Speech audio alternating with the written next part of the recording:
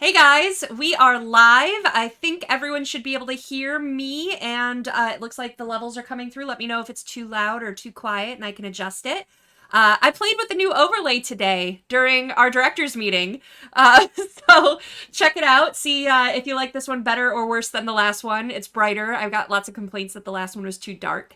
But I'm here with Brent Evans, art director for Catalyst Game Labs. Hi, Brent. Hello, how is it, everybody? By the way, Uh, your overlay, can it make me look taller? I mean, you do The look hair? tall because you're kind of looking down at the camera, so you I'll you totally do, take it. yeah, I'll right. totally take it. I look up. I tend to look up at the camera. So, awesome. Let me know if Brent's sound is coming through okay as well.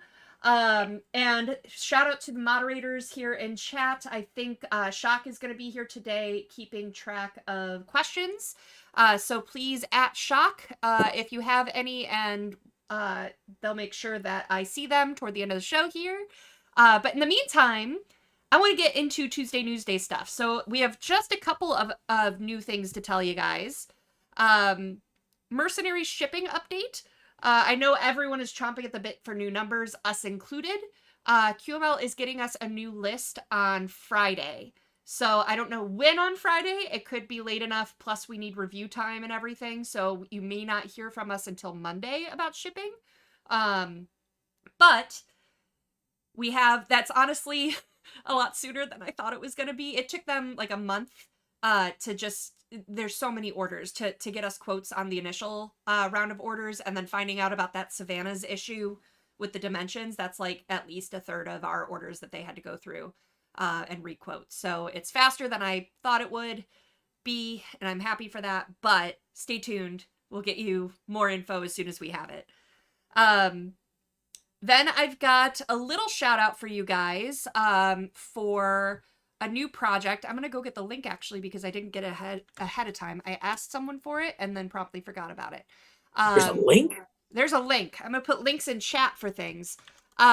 We have, there is a project that's live on Kickstarter now by one of our creators that did Holostreets for Shadowrun.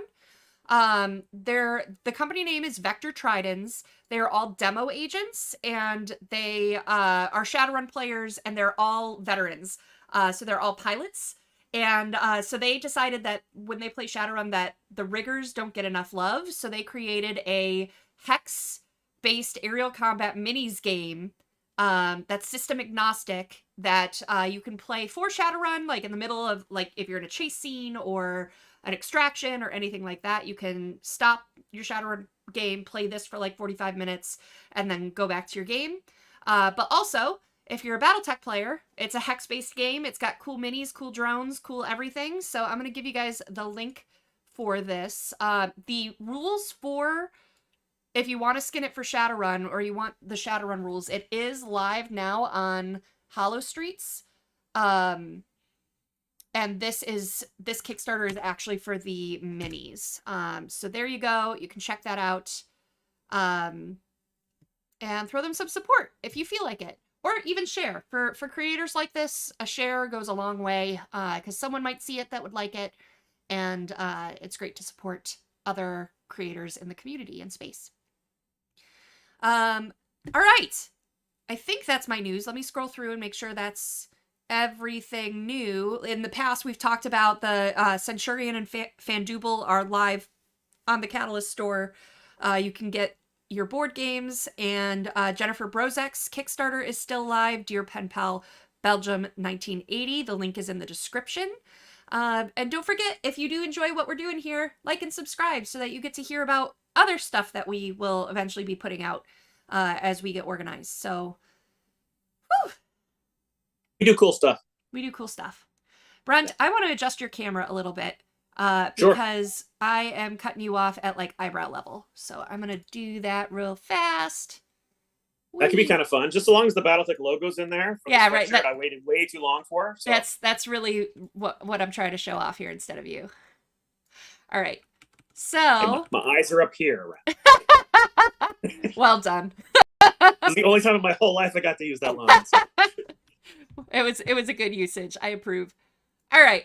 Transitioning. All the edits are done. Hooray. Now let's talk about art and stuff. Sure. So Brent, I want to get to know you first. I feel like Sure. we've done this before, but a lot of our viewers, you have to follow us in specific places to be able to see this. So I just end up asking you and playing the get to know you game all over again, and it's fun. Okay. And honestly, I don't remember where exactly you joined into the team, because obviously you came in like well and truly in motion and jumped on the speeding bullet train. But yeah, so I was hired all the way back by Jordan Weissman back when he was doing WizKids. So he had. I just met him. You did just meet him. We had a good time hanging out with him at Adepticon. That was actually a lot of fun. He's a very interesting person. Yeah. He's a totally brilliant person in so many nuances with regarding to the game industry and the way that games really reflect other industries around, just culture and technology and so many other things. So he's really interesting to talk to. For those who don't know, by the way, we got to give the context here. Jordan Weissman is the creator of both Shadowrun and Battletech and Crimson Skies and something else I'm missing. A whole bunch of others. Yeah. Shameless shout out, shameless plug here. He's one of my clients now for my company, and he's putting out a new design your own video game without coding experience thing. So I'm sure we'll probably have him on at some point to talk about that here on the show. So, but Brent, you were actually with me a couple weeks ago when I realized who Jordan was, and it was cute watching you just completely geek out. Yeah, it was. I crapped my pants a little bit. So. Yeah. So on a similar note, so I want to say it was 2000-ish, 2002, somewhere in there. Jordan has been producing the MetClicks game for WizKids. That was back when he owned WizKids, and they'd had declining sales for a couple of consecutive releases. So he was looking at somebody to come in and help clean up all the art stuff. I didn't realize it at the time, but apparently they had like 4 different game lines that were all like 2 months behind schedule, and they just desperately needed help. And so it just happened to be the same time that I reached out, because I realized like I got in my illustration career. I'd been a freelancer for 17 years before I ever contacted Jordan. And I got my career to the point where I could kind of pick and choose my projects. I'm like, you know what? If it's something I don't want to work on, you just can't pay me enough. And it's something that I do want to work on, then I don't care about the money. Wow. So I kind of realized it at the time, Halo hadn't come out. So it was the Battletech, Shadowrun, or Star Wars. Those were my 3 in order. And then I realized that Battletech and Shadowrun were both being produced like literally in the next town over. And Star Wars, they were requiring everybody to move down to California to work at Skywalker Ranch. So I reached out to my own personal network, and it turned out one of my best friends, the guy in my Battletech player group, one of his best friends was actually over at R&D at WizKids. And so I sent him my like a friend of a friend. They weren't posting for jobs, but I sent in my resume, and 3 days later I get a call. Yeah, we want you to come in for an interview. Like, great, that's awesome. They're like, yeah, can you show up Thursday? I'm like, yeah, absolutely, no problem whatsoever. Of course, that's what you say, and you have no idea if you can actually do it. Right. But yeah, so we got off the call, and I looked at my portfolio, and went, there is nothing in any of my portfolio that is actually Shadowrun or Battletech. Nothing. I didn't have a single. I'm like, oh my gosh, I just got lucky that they gave me the interview, but I better show up with something. So for the next 3 days, I did nothing but just crank out a whole bunch of concept works, and what they were looking for was concept art. So I cranked out 18 illustrations, and I signed and dated them. I printed them up, so when I went to the interview, like everybody sits down and you hand across your resume. So I handed across my resumes to the 2 people that were interviewing me, and then I pulled out this pile of illustrations, and I just fanned them across the table. And we're going on the conference, like just like any interview, just going through the motions. And they stopped the interview about 15 minutes in. Like, wait a minute, there's dates on these. Is these actually the dates you drew these? Yeah. And I told them the story that I didn't have anything before. Like, okay, basically at that point the interview was over. What I didn't realize is they were so behind, and everything that I just delivered would fill in the stuff that they were behind on their deliverables. So like next thing I know, I'm in an interview with Jordan Weissman. And I'm like, I am such a diehard, rabid Battletech fan. They actually, when they hired me, Jordan even told me, like, you know more about Battletech than anyone on my staff could put together. So he brought me in as like a gunslinger. And which, for people that are diehard Battletech fans, you'll know what gunslingers are. And Shadowrunners, you pretty much know exactly what they are automatically just from context. So anyway, I'm sitting in an interview with Jordan Weissman. At the time when he was doing WizKids, his office, every wall surface, you could not see wall. It was floor to, and I mean literally ceiling, all the way around his office of toys, figures, things that haven't released yet, the prototypes from China, all the things like, it was like a toy lover and a Battletech lover's wonderland. Of course, Shadowrun, like the big giant Shadowrun figures and all these like floor to ceiling. So I'm in this room of distractions, talking to Jordan Weissman, and in my head, I swear 80% of my brain was going, "You're Jordan Weissman. Do you know Jordan Weissman? You are totally Jordan Weissman." I'm sitting here talking to Jordan. Are you even aware that you are Jordan Weissman? I had no idea what was coming out of my mouth, and he laughs about it. And in fact, at dinner, when we all went out at Adepticon, he's like, "Yeah, you sounded pretty coherent." I'm like, "Good," because I had no idea what I was saying. I was like, "You're Jordan Weissman." So, yeah, it was pretty fun. Anyway, apparently I didn't bite my tongue too badly in the interview because he hired me, and the rest has been history. So it was funny. They hired me for a 5-week contract to catch up the Battletech line, which I completed the work in under 5 days. And so then they started throwing me on all of the other lines that they had that were behind schedule. And it was, I believe, 2.5 weeks, maybe not even. I completed all of the work from all of the lines. I caught everything up, so they're now a month ahead of schedule. And so he's like, sat me down. So yeah, and I was used to drawing comics in the 90s. So like a comic book illustrator draws 10 to 15 hours a day, 6 to 7 days a week, nonstop. There's no pause. You actually really have to train your body to physically be able to draw that much. It is a huge, intense, work ethic that you have to do that. But when when they brought me in, I'm just cranking. They're like, "Whoa!" So what was funny is that they like told me at 2.5 weeks. So yeah, so you're done. You've completed everything. Thank you very much. We're just gonna end your contract early. Go home. So I go home with my sad little stuff in a box. And what I didn't know is that Randall Bills had walked past my desk while I was doing that. And he just took one look at this wall of sketches that I had for all of the things that were going on. Of course, it was all Battletech. And he didn't say a word to me. Nothing. He just went right to my boss and said, "When you're done with him, I want him." And so I got home with my sad little, box of patheticness. And I get home and there's an email in my inbox from Randall Bill saying, "Hey, I want you to work on Battletech." And that's the best story ever. Yeah. So I instantly became one of the core line illustrators for Battletech. That's amazing. So for like almost 5 years, I was a core illustrator for Battletech, and then I showed up to. They invited me to come as a special guest to Gen Con 2008, and that was right when Randall had just finally gotten the very first of the new Battletech box sets. This was a massive thing. It had like 25 miniatures in it. I'm like, this was a huge thing for Battletech. It was this moment of getting these box sets finally out of China and back into production and stuff. And so I show up. And I'm seeing Randall hug this pile of stuff, like the product dump at the beginning of the booth, and he just sat me next to the ammo dunk. He said, "You just sign autographs. This is your job." And I'm like, "Okay, great. Let's talk to the fans. Like they never let me out, so this is awesome." So yeah, so while I was doing, I'm like, this actually is a pretty cool little company. It really is. Battletech, for the presence it has in gaming, it really is a little family-owned business. Like that's just the way it is. And I'm like, this is pretty cool. If there's anything I can do to help you guys, you let me know. And what I didn't realize, I said that to Heather, Lauren Coleman, Heather Coleman, the co-owner of Catalyst. And she's, after the show, she pulled Lauren and Randall aside. She's like, "We need to find the place to use him." So yeah, the following, it was February 2nd. So that was Gen Con. So obviously add in 6 months for things to go through the wheels. That's the way it is. But I get a call, and this is the time the mortgage industry had completely melted down.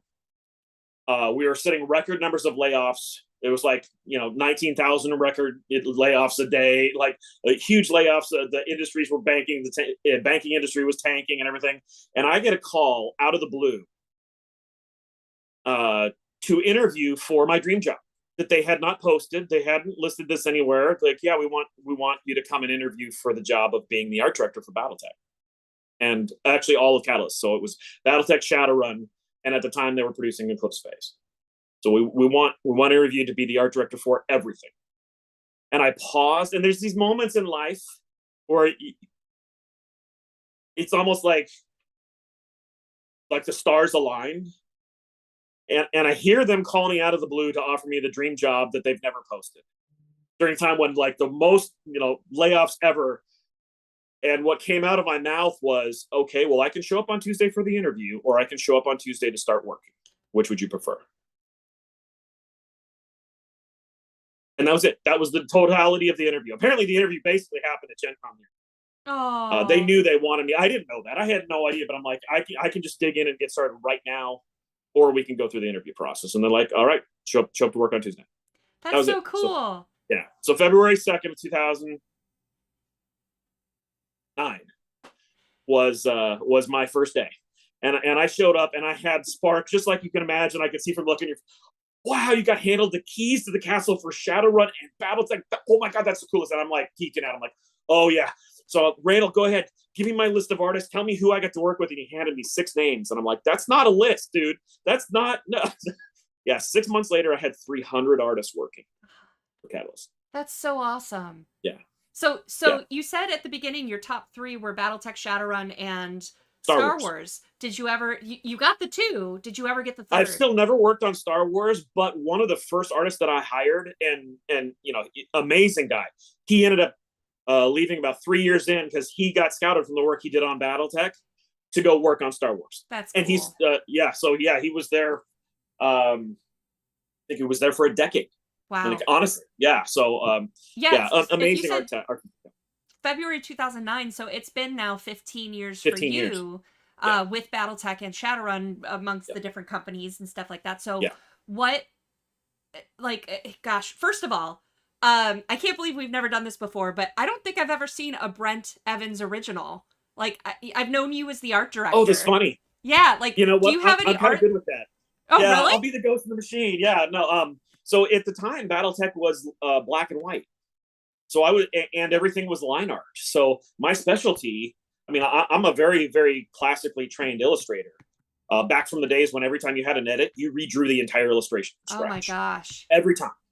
So light tables and all that, but way before digital. Like 1987, I became a pro when I was in high school still. Wow. Yeah, so just so much about things evolved, and what we learned really quickly, because when I was hired to be the art director, like, you can illustrate whatever you want, but just know your goal is to be the art director for everything if you want to do some illustrations. And so I illustrated for Battletech and Shadowrun for probably 5 years, usually just doing fill-ins when artists blew their deadlines and we were really close up to them. Like, fine, I'll just burn the midnight oil and I'll just crank out an illustration. But that was still when we were all black and white. Wow, so that's so as exciting.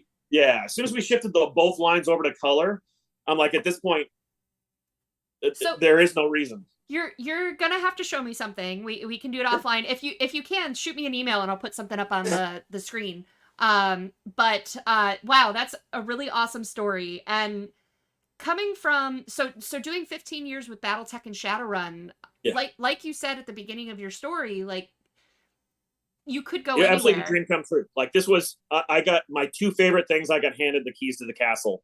Is that why my job has been. Is that why 15 years later you're still here? And like, have you thought about going to Star Wars or something else?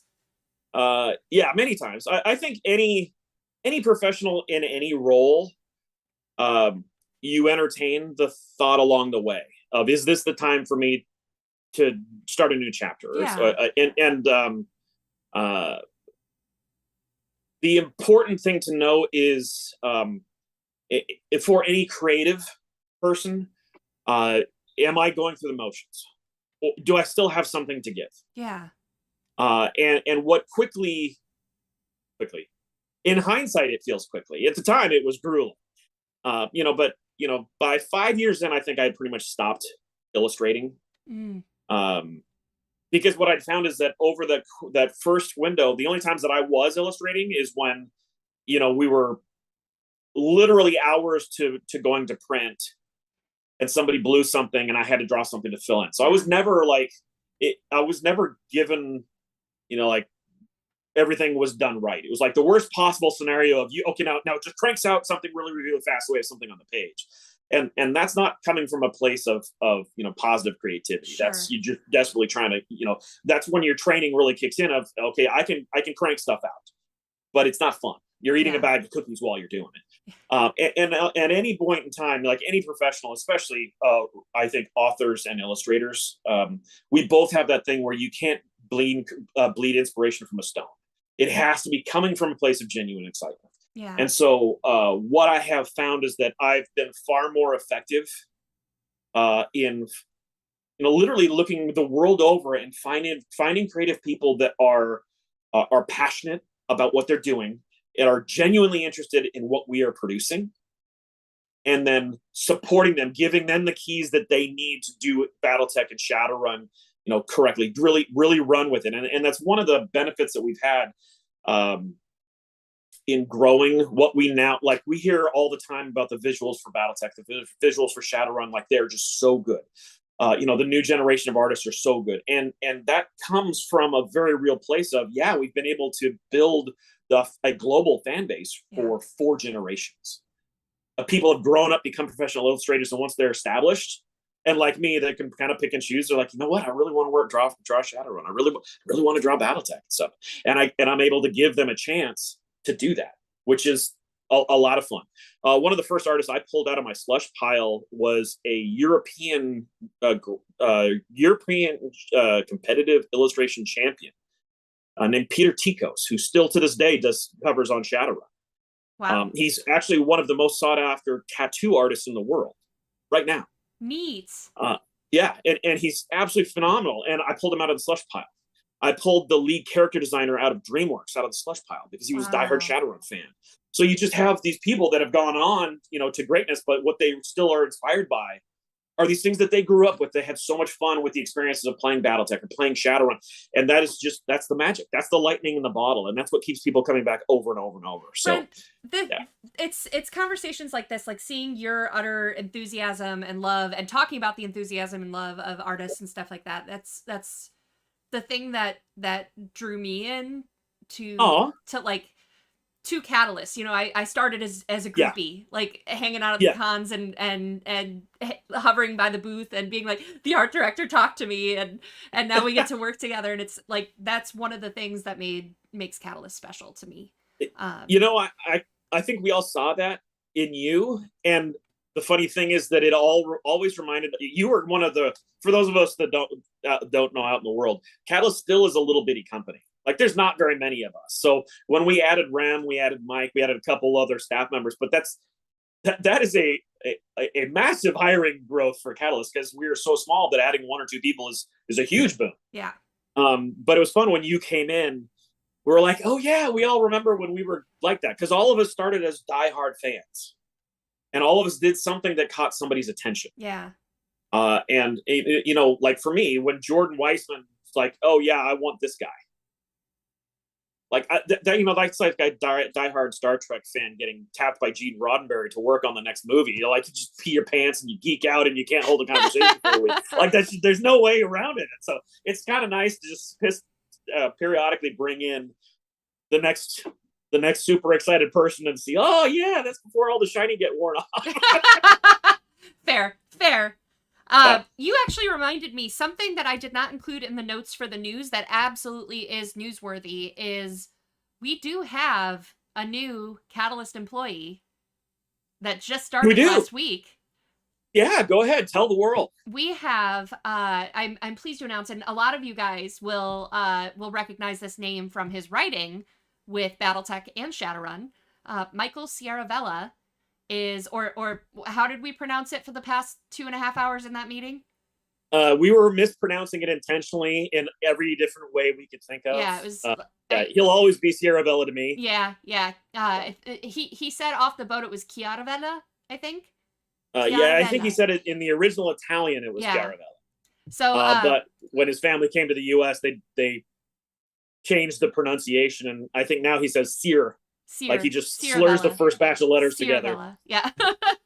We all practiced it for about half the meeting earlier today. So he is our new events manager. So he's going to be liaising. You had it right. with the demo team and connecting them with Catalyst. He's going to be doing our event planning, sending the booth, sending the merch, everything that you see about events in general that Catalyst goes to is now under Michael's wings. So congratulations to Michael. Super Can I excited. jump in a little extra Please. thing on this one? Yeah, so one of the for the folks that don't know, although I have always been the senior art director, about 5 years ago, I stepped in for a 2.5-year stint also as the line developer for Battletech. And one of the first things that we did was bring in the previous person in charge of all the demo agents, which was Mary Campen. And, Mary, me, and Ray, who is now the current line developer, we were the team that kind of like, okay, let's take Battletech and go through ultimately what was the rebranding, remodeling, the relaunching of the line, like all the things that we've done. Well, it was amazing. The role that Michael is now stepping into, it's funny because the previous role that Mary, the job that Mary did, when she stepped in, Battletech was a fraction of what it is now. The explosive growth year over year of the products, the product line, the excitement within stores, what we're doing, like get all the demo agent stuff that now Michael is stepping on the shoulders of what has been built. Was built on, at the beginning of it was we're just scratching stuff together. We're kind of inventing this as we go. What's cool about what Mike is doing now is that he's not alone.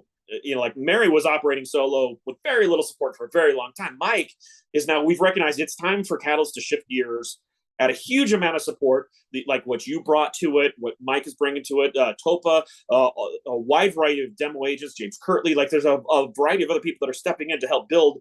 It's time to take all of the demo agent stuff to that next level of the experiences in stores, the experiences at conventions, and ultimately, and I don't know if this has been teased or anything, but Catalyst wants there to be an organized play effort. There wants more support for events in stores and stuff. Yeah, totally. And that's one of those things is like, you know what? This is bringing in the whole new generation of folks to really take this and run far beyond. Here was the one person with no support or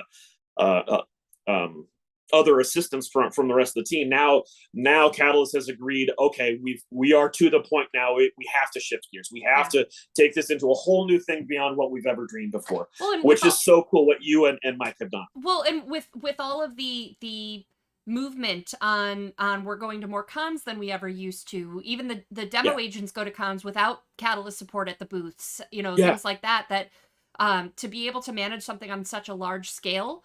And then also to take it further, I know Michael and I have already talked about some ideas that we have for furthering some of our contact at these conventions, at these shows, at stores, even to be able to partner directly with Catalyst, do direct to retail sales, do coupons and merchandising and marketing and all that kind of stuff. So I'm really excited to see. I am too. There's so much Battletech is so much bigger than it ever was in the previous 5 years. Honestly, I genuinely believe Battletech is bigger now than it's ever been. Yeah. One of those big key indicators, Randall did the research, and even down to the heyday of FASA, the core box set was out of print 80% of the time. Until we relaunched with the Game of Armor Combat and Beginner boxes, Battletech had always been out of print at least 80% of the time. And now we are completely committed to keeping this at it will not be out of print. We will always have this thing available to support the fans, to support the stores, to support those retailers, like making this a really, really solid base, unlike anything we've ever seen before. Yeah. And obviously the excitement globally has supported that they like the general direction. Now, just to be clear, we're still a little teeny tiny company, and we are bound to continue to make mistakes here and there, but there will always be new mistakes. Our motto is ready, fire, aim. Yeah, absolutely. Yeah. We don't always get it right, but I know that just from spending time with you guys, the intentions are always good. And we just want to do, we're fans of the IPs that we represent, and we just want to spread that love to everyone. So, but Brent, we have some stuff to show off. Let's show off pretty pictures. Let's the show art off pretty- team has so- been doing amazing stuff. Just in time for me to create a new overlay, then Brent put me to the challenge and sent me, hold on, 33 plus 21, so 54 pieces of art right like 10 minutes before we were coming live, and I was like, we have to show this stuff. So Well, I didn't want you to have it too far in advance. That would just be crazy. I split my brand new overlay already so that you could see all this. So I'm going to switch us over. Whee! So this will just rotate through. What are we seeing art from, Brent? So every year, every game line, both BattleTech and Shadowrun, try to have one big, what we call a tentpole product, a tentpole release, something that's big that affects like the storyline, the playability, all of the things that come spinning out of that, including fiction and novels and whatnot. So this year's big event is going to be the release of what's called Ilkon's Eyes Only. It's the follow-up to the Invasion of Terra that happened before. The truth is, like, this is going to be one of those moments where the impacts that happen with clans taking Terra, well, those ripple effects are going to just spread out across the inner sphere. And of course, it's always down to who's telling the story to the way they're going to spin the impression of it. Like, what's the impact of this? Well, depends on who you're talking to. If you're talking to an inner spirer, they're going to have a very different feeling than a mercenary or a clansman. So Ilkon's Eyes Only is functionally a report, as I understand it, a report from the intelligence community to the new Ilkon of the status of events that are happening around the inner sphere. So in the universe of BattleTech, this is their spin on how they see the universe. Now, from a creative side, one of the coolest things about this is that we knew the events of an invasion of Terra was not about the invasion of Terra. It's that the repercussions of that would spin a huge amount of stories all across the inner sphere for every single faction. All of a sudden, all these storylines become way more interesting, far more playability, campaigns, areas for adventures, a huge new explosion of mercenary units, so many things, storylines and nuances within the universe of BattleTech are going to get way more interesting now that event has happened, because functionally somebody just upended the table. Now all bets are off. A lot of things are in flux, and of course that always makes for exciting gameplay. So that's awesome. What we're seeing is that. Tell us about. I know we've. The challenge here is that, Brent, you can't see anything other than what's on YouTube, which is a delay of who knows how long. Okay. So it's. Let me see if I can find even. Tell us about a couple of these pieces, and I can maybe pull one or two up. You'll just have to tell me what they are. Well, they're rotating pretty in. fast, but let me get through. If I go here and I go to my art folder that this is all cycling through, I saw one of them that actually looks pretty cyberpunk. It made me think of Shadowrun. It's the Smoke and Mirror Jaguars. Okay. Yeah, that is very Shadowrun. Tell us a little bit about that art piece, and I'll pull one up for us to see over the main overlay. So, in fact, let me look at the art notes so I can even pry some really cool specific details out of it. Ooh, look at us doing things on the fly. Oh, yeah. It's almost like we planned it. Ready? Shoot, aim. Yeah, totally. So yeah, this is a cool, unusual image, especially because this is totally a Shadowrun type scene, but it's the fact that these events are happening in BattleTech is part of what the fans should see as like, wait a minute, what is going on? Because that, you put chocolate in my peanut butter kind of a thing. So let's see here. Add source. Someday I'll have a producer. Open. Done. All right, I'm going to tick this over. Transition. Okay, so I'm going to reveal a big thing. I'm sorry, total spoiler alert. Oh boy! In this book, turns out there's conflict. What? People are not getting along, and some people are probably going to be making mistakes. So, the Smoke and Mirror Jaguars scene actually shows a special ops team. Many people know that the Republic of the Spheres special ops forces now have been revealed to be the descendants of the Smoke Jaguars. This is a Smoke Jaguar special ops team actually taking action inside the Capellan Confederation. Ooh. Because it is possible that the Capellan Confederation may or may not have pissed off the folks that took Terra. It's almost as if the Celestial Wisdom didn't believe that the clans taking Terra means that they are now the rulers of Terra. So, yeah, there could be some conflict there. So you're looking at Smoke Jaguar Special Forces. That's so cool. Actually, it's not, yeah, actually sneaking in and doing espionage, dare I say, Shadowrun-esque work within the Capella Confederation. Who's the artist? The illustrator on this one is a new artist, and I believe he's French. Ooh. Jens Lindfors. He's actually, for those of you that have been seeing the new generation of maps that we've been doing in Battletech, those maps, the new map artist is Thomas Moore. And when the call went out for a variety of work, Thomas actually said, yeah, I'd love to do scene illustrations. And by the way, the guy that I share a studio with is also a great illustrator. He'd be awesome on this. And that was Jens. So this was literally this is a brand new artist to Battletech, but he's been seeing the work that his buddy in the studio next to him has been doing. He's like, okay, what is that? I want to be a part of that. Oh, that's so cool. Yeah, totally. So we are completely bringing in new artists because of the stuff that our teams are doing. Just excited for the visuals of what we've got going on over here at Dallas. The next one I'm going to pull up, Brent, is, it looks like a propaganda piece. It's Join the SLDF. Yes. One of the fun things that we did, we've started to do what we'll call faction books, like books that are specific to a specific house or particular faction within the universe. And a few books back, we had also on a new artist. It may have actually been Thomas, now to think about it. We decided we want a recruiting poster. Ooh.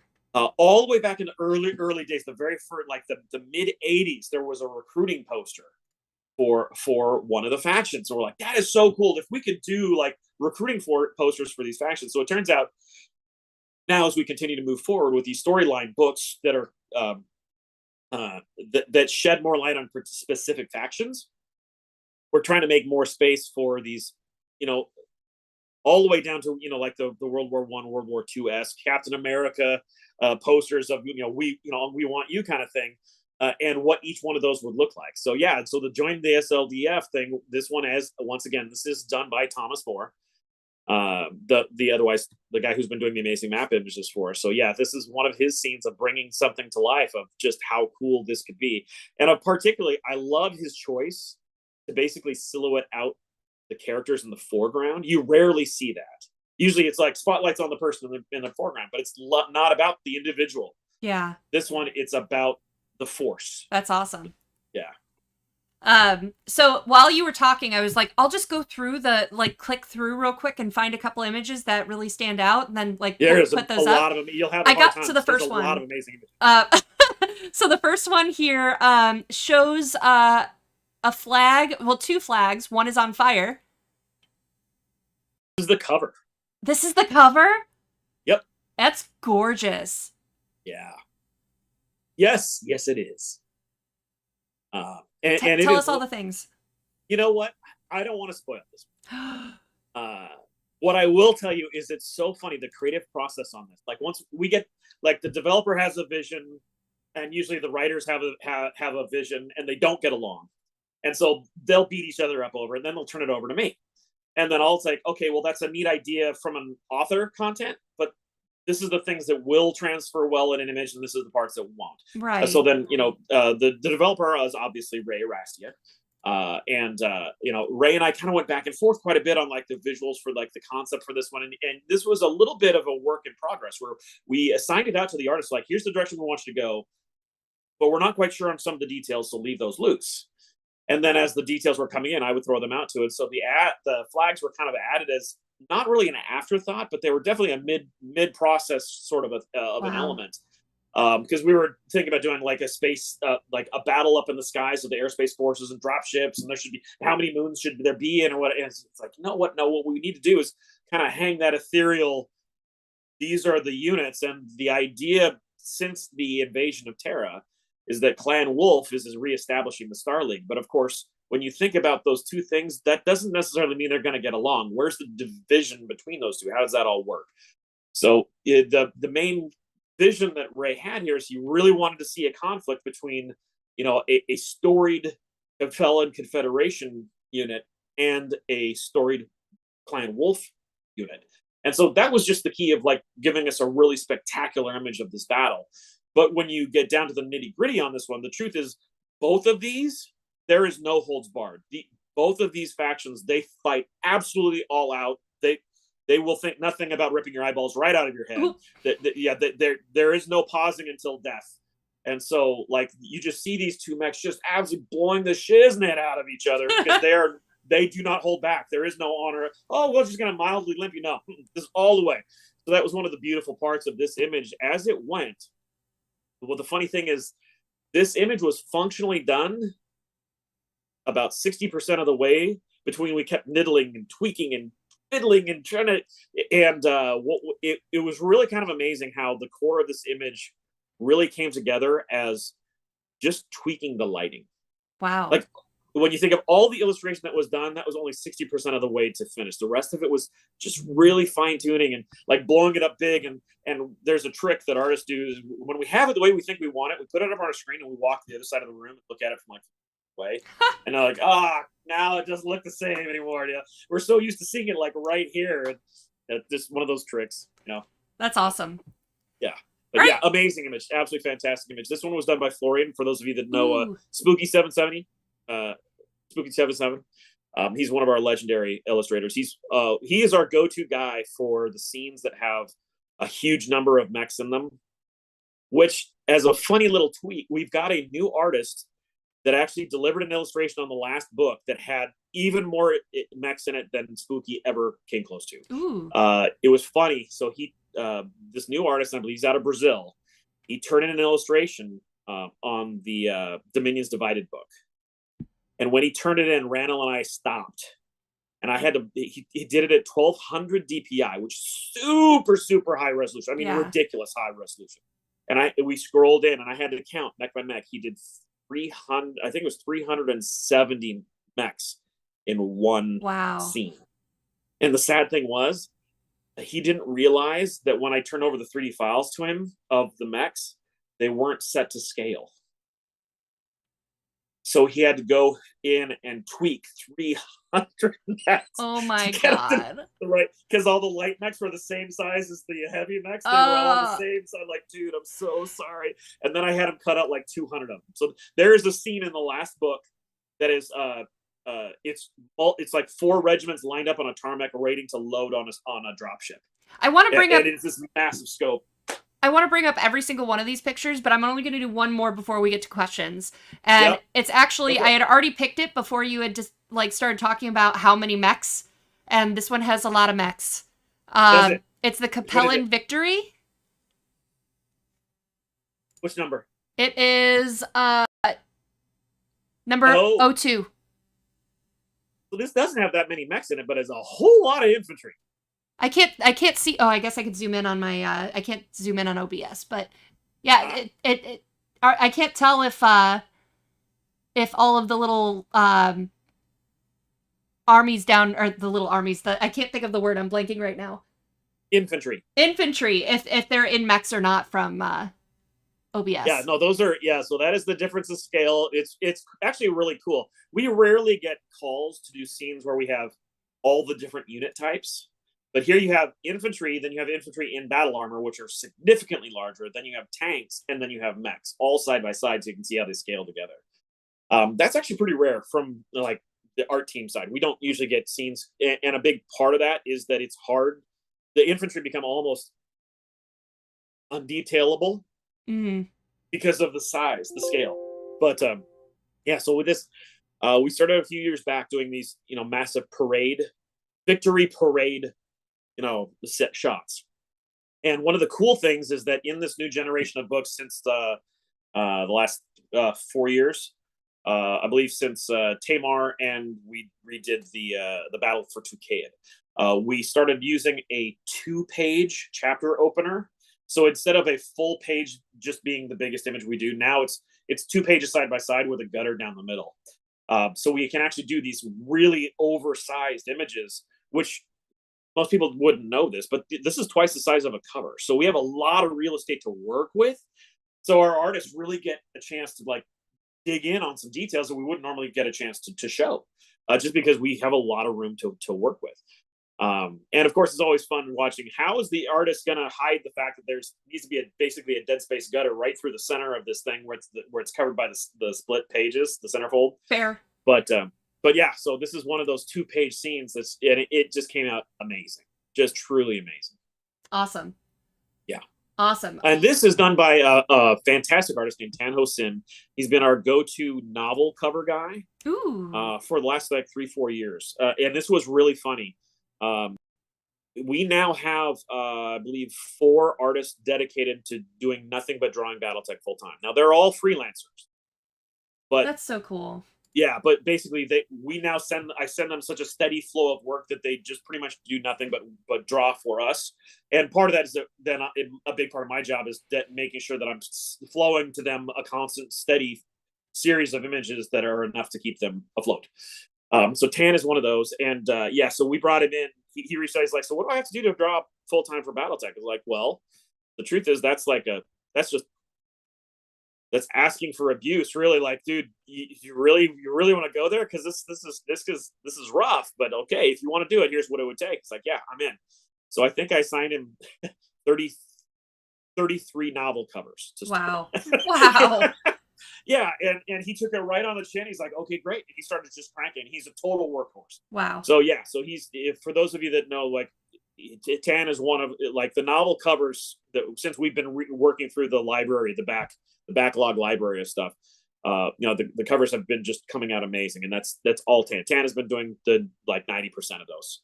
Just a total workhorse. Great illustrator. That's awesome. Well, I put us back on the cycling art so that we can get to questions in the last 13 minutes here. So thank you again, Dave and Shock, for moderating and for taking the questions for us. So for BattleTech, I Am Belch is asking, any updates on when the Star League and Irby Lamb force packs will be out? Do you know? You know Brent? what? Yeah, I have a stock answer for this. I never believe that China's going to deliver things really until I have them in hand. So even when I'm told, oh, it's on a boat or it's going through customs, I'm like, you know what? Until it arrives in the warehouse and our people physically open the box to see that it is what it's supposed to be, I don't like to say, oh, it's going to be this. So we have functional windows, and honestly, I've stopped paying attention to them just with the nuance of fulfilling all the things with the Kickstarter. I care too much. I just can't look too closely. And these were not official, like they weren't Kickstarter exclusive releases where we were gonna fulfill them before releasing. But I think that we're still waiting on arrivals to the warehouse. I know for like Adepticon, we actually airshipped some in just to make sure that things would be there. Yes, we did. We had 20 copies airshipped in and when like literally flown in, somebody on a plane walking on with a box. Yeah. And just so we had examples to show off. But my impression is that the shipment on these was going at the same time as the shipment to us for all the Kickstarter products. And so at that point, I'm like, okay, I don't know. I'll believe it when it comes off a boat and we can confirm that that's what's in the box. But it hasn't hit the warehouse yet, as far as we know. So stay tuned. Yeah. Spectre asks, any update on BattleTech Aces? Have you heard anything, Brent? Just in this last the meeting that we were just in, BattleTech Aces was the last thing that came up. And I believe, let me double check my notes. I think I left early. I think the first time, because everyone likes a Midwestern goodbye where we say goodbye and then spend 15 more minutes on the call. So I think I left at the first goodbye. So there has been a major movement on that one. That one is going through. So there is positive things on Aces moving through. It's it's path through the inner workings of Catalyst. So yes, things are moving. I know it's moving. I'm not sure what more we're allowed to say at this point. So exactly, I could tell you, but I shouldn't. Then we'd have to kill you. Matt95501 asks, when will the premium Vulture and Wolverine be added to the CGL web store? I don't know, again, if those are in stock yet, but I know Talon's been working on the website, so we'll have to follow up with him. Yeah, that's a good question. I know the premiums, they've actually been coming through quite quickly because it's a completely different production and fulfillment right. channel. It's made here in the US, right? Yeah, it's made domestically Yeah. and sent over. At least it has been. I know we were looking at shifting those over to a different kind of thing. But yeah, just in general, that is totally separate from the other stuff for like all the fulfillment of Kickstarters and the usual reprints and stuff. So that one has been going quicker. And one of the nice things is the one that's do show up, then because it's a web exclusive, we can turn it on quicker. We're not having to wait for all the usual, what's it called when they tell the stores that something's available? It's called solicitation. That's oh. So yeah, so when it comes through, we can just literally like flip a button, turn it on. Cool. Pretty soon. Question from Prussian Havoc. For Brent, when it comes to Leviathans, what are some of the art challenges unique to the Leviathans Kickstarter fiction and marketing efforts? Ooh, man.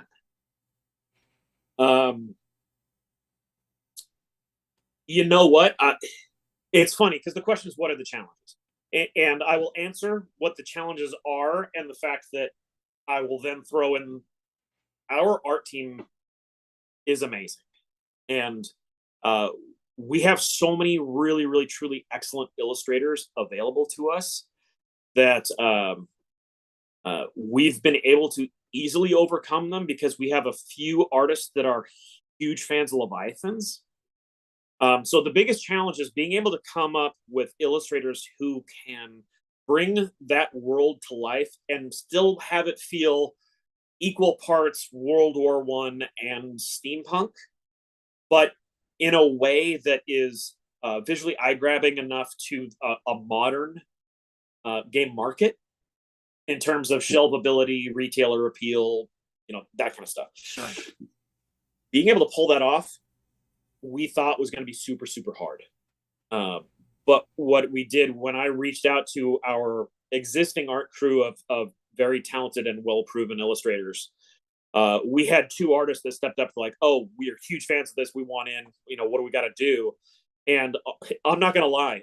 Randall, Brent, and I we're like, we know we are asking a huge amount to bring the visuals for Leviathans to life. For those people that don't know, the original Leviathans all the artwork was created by Doug Chafee, and Doug Chafee is a legend. He was so amazing. There is no replacing Doug Chafee, but he passed. In fact, he turned in a cover for Leviathans, and I think 24 hours later he was gone. So trying to find somebody to replace someone who is so legendary is not easy. But we had two illustrators that were like, yeah, we are totally in. And Randall, Brent, and I were like, okay, are you really going to be able to step into the shoes? So we assigned both of them the most complicated assignment we could think of. And they both blew us away with what they turned in. We're like, okay, you guys are in. Having those two illustrators, and Tan Ho Sim is one of them. Just being able to step into the role of bringing Leviathans to life in a way that is just absolutely phenomenal. The other one is I believe it's Marco Panichetti. Marco Panichetti has been illustrating for both Shadowrun, Battletech. He illustrated Dragonfire for us. I actually originally hired him to work on Dragonfire back when we were, and then helping out. He's our primary illustrator for Frostpunk. I mean, he's got so many skill sets and talents. But yeah, he just completely sunk his teeth into the nuances for Leviathans, because a lot of that artwork was line art. Once again, back to my old thing, like we need like wireframe illustrations of these things, because that's the way illustrations were done back in the World War I era. Like this was the visuals for when they drew something. So being able to do that was tough, but it turned out amazing, and cool. I think y'all are going to be blown away with it. Question from Rob Schubert. Someone please ask Brent who has the best beard in Battletech, please and thank you. Oh man, there is a lot of hot trashery behind the scenes. I think that's the user-friendly version of that. But the truth is, no one on the planet can grow a beard like Randall Bills. There's just that man. His ability to grow hair is superhuman. So I'm gonna go Randall, no doubt. Awesome. Yeah. for Brent, from Prussian Havoc, what new artists do you have joining the team? There are a variety of them. I would say there are actually more new artists on BattleTech now than I think there have been in the last decade. Ooh. And a big part of that is because we now have 3D models of those illustrations. So even illustrators that are not familiar with BattleTech can jump in and draw correctly. Cool. Back in the old days, before we had 3D models, 60% of our time roughly was just measuring, because you have to figure out the scale and the lines for vanishing points and all that nuance, because you're talking about something that's 3 stories tall. In order to get it to look right, you have to get all that stuff down. Yeah. Now with 3D models, that stuff you can take a week and a half's worth of work and do it in 45 minutes. Awesome. It's kind of amazing. So it's allowed a lot of people that aren't diehard BattleTech fans, especially all the old school ones with the different variants and things, to generate art that looks just really, really top notch. And there are several illustrations in this new one, in Ilkon's Eyes, that are literally, these are their first illustrations of battle mech scenes ever.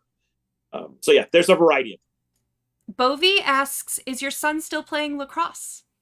He is, yeah. He's my son is a junior now at Elmhurst University outside of Chicago, and this is the big. This last weekend was their first in-conference game. The way the lacrosse seasons are for the NCAA is you play like your first 10 to 12 games don't actually matter for anything. It's just experience, and then all the games that actually matter are the last 6 games of the season. So yeah, they're in the middle of that. He's doing great, playing well, loving the team, loving the experience, and thank you for asking. Awesome. Kara Mindy's asking, Brent, who is the one responsible for the exposed ammo on the Cygnus? That was before my day, actually. So when Jordan, first off, good call out to the fact that was the game property that I was brought in to help out. I was brought in, I believe the first release of that game that I was a part of was Wolfstrike. The Cygnus and the exposed ammo things, they were trying to do a really old, they wanted things to look primitive. And so they had this series of designs where the ammo feed was like literally an ammo belt feeding into these giant cannons, which looked kind of cool, but it had some real obvious problems. Like, there's a weak spot, I think if I just shoot that, problem solved. But yeah, so that was partly done when Jordan had started off. They wanted a unique look, and nobody else had that. He wanted a unique look for the universe because he didn't want it to look like the original BattleTech. So he brought in illustrators that didn't really know or have any affinity for BattleTech. So it was concept designers that were just general purpose concept designers that hadn't specialized in mecha. Cool. So a lot of interesting stuff came out of that. And what was weird is that once those sketches were then turned over to modelers, the modelers were in China, and they didn't know anything about BattleTech either. So they would just do whatever they thought. And so long as they got it out in time, the modelers, Jordan was pretty much just signing off. Like, oh yeah, that looks about right. Sure, go for it. Like, it wasn't a really hard, fast quality control thing, because they were literally trying to create something that looked new, something that looked different. So yeah, a lot of that stuff we inherited on the BattleTech side because that stuff had been released as part of the MechClicks game. So we called that all part of the Dark Age aesthetic. Awesome. And then we've been slowly overhauling that as we go. What I will say is one of the big ones for that, it wasn't just the Cygnus. The Legionnaire was one of the most common media mechs that came out during that Clicks era, that had the exposed ammo feeds. And Anthony's team just finished redoing the design for that one, and the model we approved it last week. Okay. So you will see an evolution of that should feel true to both the Spirit of Dark Age and BattleTech line as a whole. Cool. You should be happy with it. Yeah. Well, we are 1 minute away from the top of the hour, so we're gonna cut that off there. Brent, thank you so much. One more question. What's it gonna be? Yeah, if I give you one more question, Brent, we're going to be here another 10 minutes, and I have a meeting starting in less than 60. All right. But thank you so much for coming. And just to let all of you know out there, we are on Thursday hosting 2 AMAs on Reddit. So the BattleTech Reddit will have Ray Aracia, line developer for BattleTech, and Aaron Cahall, assistant line developer. And Shadowrun will have, and that one is the BattleTech one is 8 to 10 Eastern PM. And then for Shadowrun, there will be an AMA on Reddit on the Shadowrun subreddit for with RJ Thomas and Jason Hardy. And that is from 2 p.m. to 4 p.m. Eastern. So come on over, ask lots of questions, and make them put in their 2 hours of work with you. And but other than that, thank you guys so much. Thank you, Brent, for joining. Absolutely. Thanks, everybody. And we'll see you next week. Bye. Bye.